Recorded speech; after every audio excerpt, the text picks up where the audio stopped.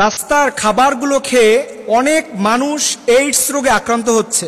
এই খাবারের ভিতর অন্যতম হচ্ছে পেয়ারা কাটা, আনারস কাটা, তরমুজ কাটা। এই জাতীয় খাবারগুলো তারা খেতে ভীষণ পছন্দ করে। এই জাতীয় স্ট্রিট ফুড খাবারগুলো খেলে আপনি এইডস রোগে আক্রান্ত হতে পারেন। AIDS is the name of deadly disease. AIDS হচ্ছে একটি মরণবেদী রোগের নাম। যাদের এইডস হয় তাদের জীবনটা ধুকে ধুকে শেষ হয়ে যায়, যাকে বিজ্ঞানীরা বলেছে হিউম্যান ইমিউনো ডেফিসিয়েন্সি ভাইরাস। এখন প্রশ্ন হলো, কেন আমাদের রাস্তার খাবার খেলে আমরা এইডস রোগে আক্রান্ত হওয়ার সম্ভাবনা আছে? এরকম একটা প্রশ্ন আছে না? এই যে প্রশ্নটা, আমি আপনাদের একটা ঘটনা বলি।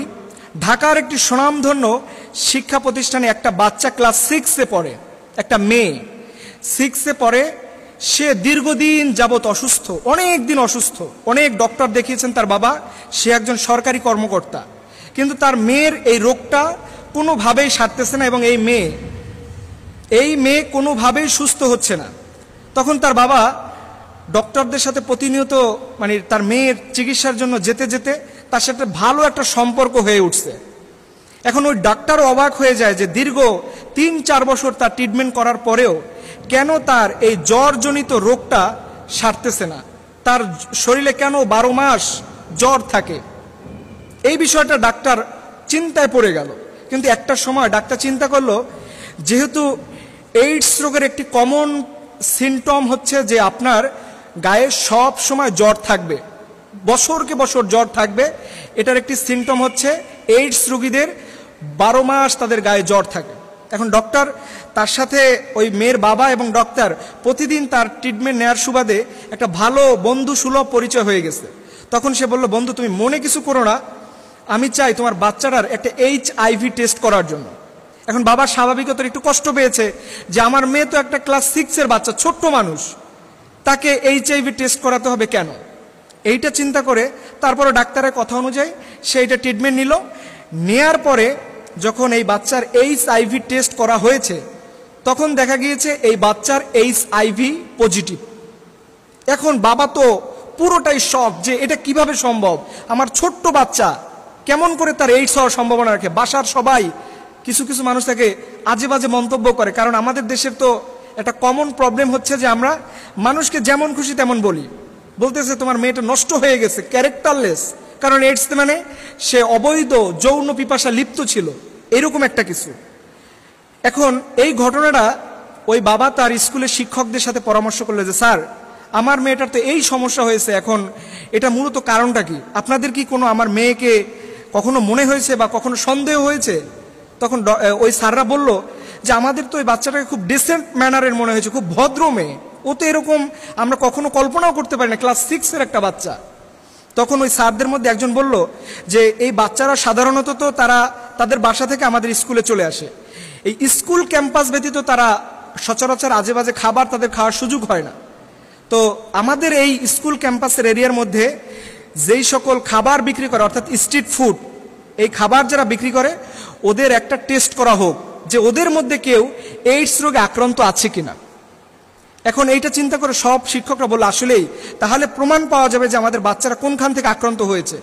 এই সেম আইডেন্টিফিকেশন করার জন্য ওই স্যারের সিদ্ধান্ত অনুযায়ী সে বলল যে আপনারা আমার ওই স্যারের সিদ্ধান্ত নিয়ে তখন ওই স্ট্রিট ফুড, অর্থাৎ যে পেয়ারা বিক্রি করে, ফুচকা বিক্রি করে, ঝালমুড়ি বিক্রি করে, এই যে ঝালমুড়ি বিক্রি করার জন্য কিন্তু কাঁচামরিচ কাটতে হয়, পেঁয়াজ কাটতে হয়, শসা কাটতে হয়, টমেটো কাটতে হয়। এখানে তখন দেখা গেল যে ঠিক আছে, এই 4-5 জন লোক যারা আছে এদের HIV টেস্ট করা হবে। যখন ওদেরকে বলা হলো তোমাদের HIV টেস্ট করা হবে, ওখানে অনেকেই রাজি হয়নি। পরে বলা হয়েছে যে সমস্যা নাই, তোমরা করো, তোমাদের কোনো প্রবলেম হবে না। এইটা যখন বলার পর, আশ্বস্ত করার পরে সেই লোকগুলো, স্ট্রিট ফুড হকারগুলো, তারা রাজি হলো।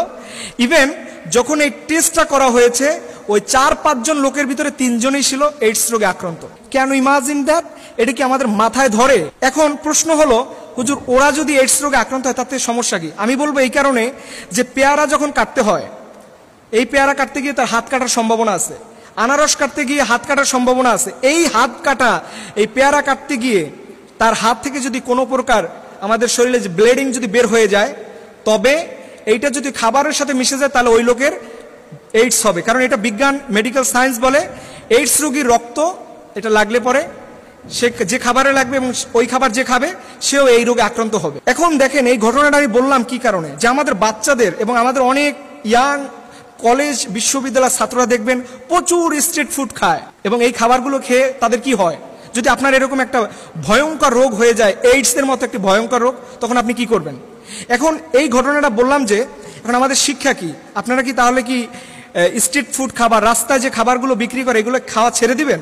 বিষয়টা কিন্তু এর জন্য বলি না, বলছি আপনারা খাবার যাদের পেয়ারা কাটা খেতে ভালো লাগে, আনারস কাটা খেতে ভালো লাগে, আপনারা যে কাজটা করবেন, আপনারা দেখবেন যেই স্ট্রিট ফুড হকার যে খাবার বিক্রি করে তার হাতে হ্যান্ড গ্লোভস আছে কিনা।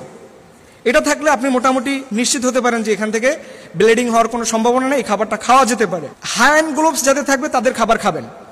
আর আমি ওই সকল ভাইদের বলবো যে হুজুর আপনি তো ওয়াজ করে আমাদের ব্যবসা লাটে উঠিয়ে দিচ্ছেন, সবাই তো খারাপ না, আমি বলছি ভাই সবার দোষ দিচ্ছি না, কিন্তু আপনার কোনো ভুলের কারণে কোনো মানুষের যদি এইডস হয় এটার দায়ভার আল্লাহকে আপনাকে দিতে হবে।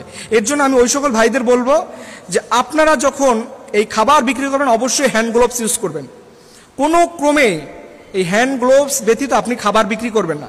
কারণ আল্লাহ কোরআনে বলছে আলাইসাল্লাহু বিআহকামিল হাকিমিন, আমি হচ্ছি বিচারকদের সর্বোচ্চ বিচারক। আপনি বলবেন যে আমি তো তাকে এইডস হওয়ার জন্য তার সাথে যৌন বিপারিত হইনি, আমি তো তাকে এইডসের জন্য কোনো বাধ্যবাধকতা করিনি, কিন্তু আপনার সামান্য ভুল, আপনার হাতের এক ফোঁটা, এই যে হাতটা কেটে যাওয়ার কারণে যেই জিনিসটা হবে আর ওইটা খাবারের সাথে মিশে যাওয়ার কারণে তখন আপনি এটা আল্লাহর আদালত থেকে মোটেই রেহাই পাবেন না। এর জন্য আজকের আলোচনা থেকে আমরা রাস্তার খাবারগুলো খেতে গিয়ে অবশ্যই সচেতনতা অবলম্বন করব।